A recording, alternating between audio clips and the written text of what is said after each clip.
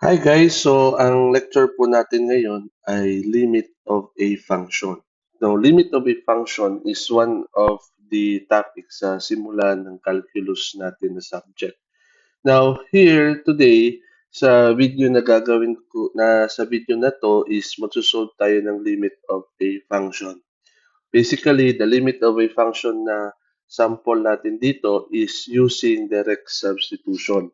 But by the way, ano nga ba yung limit of a function? Yung limit of a function, yung limit is the value that a function approaches as the input x gets closer to a specific number. So, for example, meron tayong problem dito, class. So, you have find the limit of x plus 2 as x approaches 1. Yung x plus 2 natin dyan, class, yung x plus 2 na yan, okay, yung x plus 2, yan yung function. Okay, yan yung function, yung x plus 2.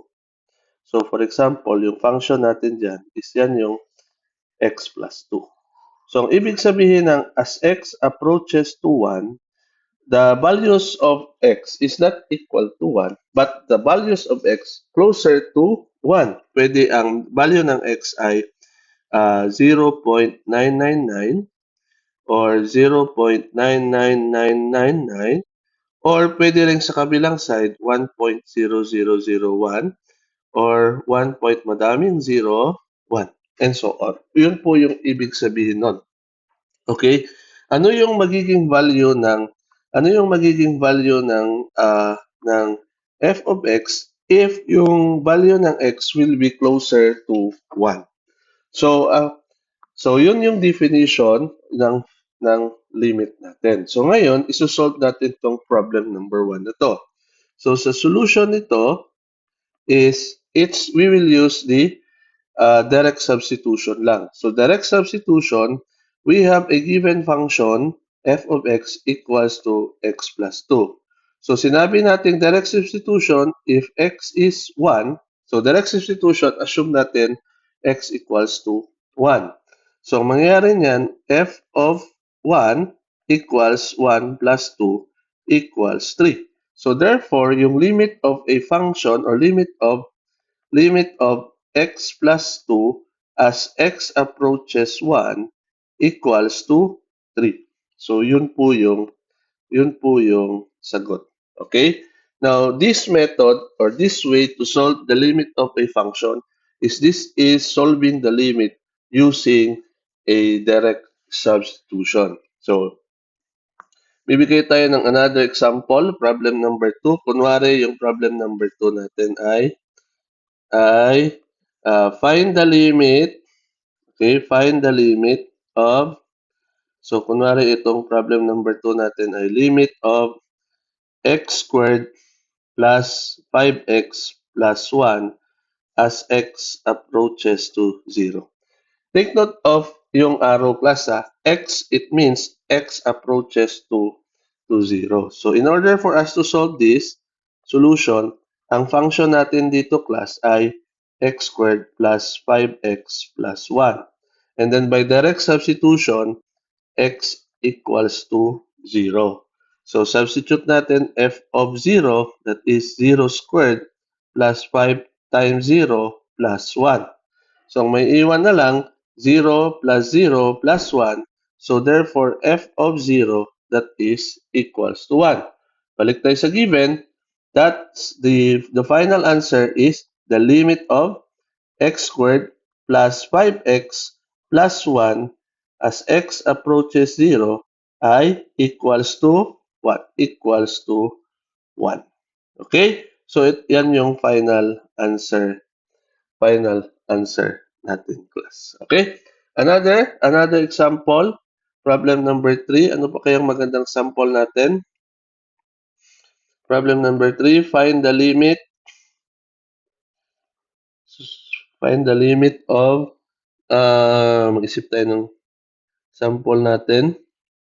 Pwede natin gawin is limit of siguro sabihin na lang natin limit of x plus 4 over x minus 1 as x approaches to 2. Now, paano natin i-solve to class? Solve natin, ano yung function? Function natin, f of x equals to x plus 4 over x minus 1. Now, sabi dito, x approaches to 2, so therefore we will use the direct substitution that x equals to 2. Now, if x equals to 2, f of 2 equals to 2 plus 4 and then 2 minus 1. Yan po yan class, oh, para di tayo mawala. Yung 2 na yan, and then yung 2 na yan, ayan po siya. So, sinabing x equals to 2. And then, okay na class. So, therefore, solve tayo f of 2. 2 plus 4 sa taas, that is 6. Sa baba, 2 minus 1, that is 1. So, therefore, that is equals to 6. So, the final answer now, class, is the limit of x plus 4 over x minus 2 as x approaches to 2 equals to 6. Okay? Equals to 6. So, ganun siya. Ganito po yung pag-solve natin ng limits of a function using a direct substitution. Okay? Direct substitution.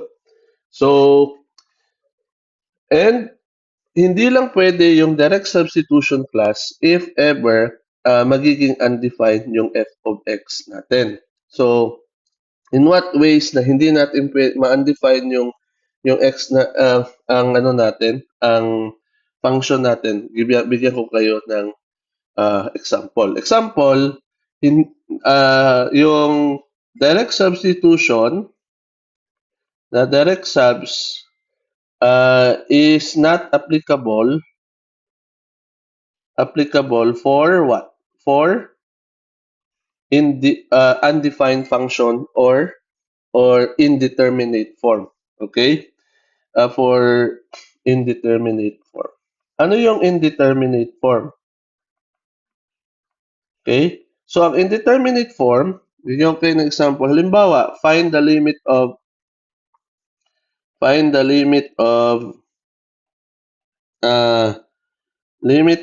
x squared minus 25 over x minus 5 as x approaches to 5. Now, in this case, kung i-direct substitution mo siya, itong x equals to 5, mangyari niyan, di ba? F of x equals x squared minus 25 o x minus 5. So, by direct substitution, f of 5 natin class is 5 squared minus 25 over 5 minus 5. So, mangyari niyan, this is 0 over 0. Bakit 0 over 0? Kasi ito 25 din to, di ba? 25, yan siya. Ito siya class, that is 25 din. Kaya 25 minus 25. Now, if ever, yung mga form na 0 over 0, yan po yung indeterminate form. Now, hindi pwede yung indeterminate form. Pag indeterminate form siya, hindi pwede yung direct substitution na solution. Okay? So, we will use another solution para ma-solve natin yung limits of a function. In which, yan po yung sa mga next video natin.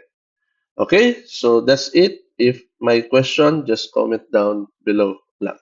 Thank you and have a nice day.